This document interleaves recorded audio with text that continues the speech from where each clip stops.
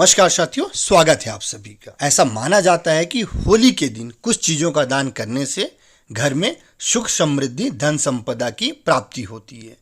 लेकिन कई बार दान पुण्य के चक्कर में हम ऐसी चीजों का दान कर देते हैं जिसके कारण घर में दुर्भाग्य का वास हो जाता है। तो आज की वीडियो में हम जानेंगे कि होली के दिन हमें भूलकर भी इन चीजों का दान नहीं करना चाहिए, अन्यथा घर में दुर्भाग्य का वास हो। पहला, 16 श्रृंगार का सामान। वास्तुशास्त्र के अनुसार होली के दिन सुहागिन महिलाओं को बिंदी सिंदूर के साथ अन्य 16 श्रृंगार का सामान दान नहीं करना चाहिए। इस दिन इन चीजों का दान देने से पति के लिए हानिकारक साबित हो सकता है। दूसरा, कपड़ों का दान। आमतौर पर वस्त्र का दान करना पुण्य का काम माना जाता है, लेकिन होलिका दहन और रंगों वाली होली के दिन वस्त्रों का दान बिल्कुल ही नहीं करना चाहिए। वास्तुशास्त्र के अनुसार इन दोनों दिनों में वस्त्रों का दान करने से उस व्यक्ति के साथ सुख समृद्धि और खुशहाली चली जाती है।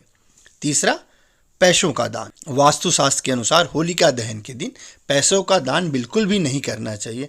ऐसा करने से आर्थिक स्थिति पर बुरा असर पड़ता है। चौथा, लोहा स्टील का दान।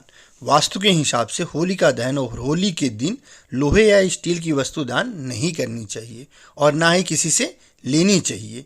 इन चीज़ों का दान लेने और देने से आर्थिक स्थिति पर बुरा असर पड़ता है। पांचवा, सफ़ेद चीज़ों का दान।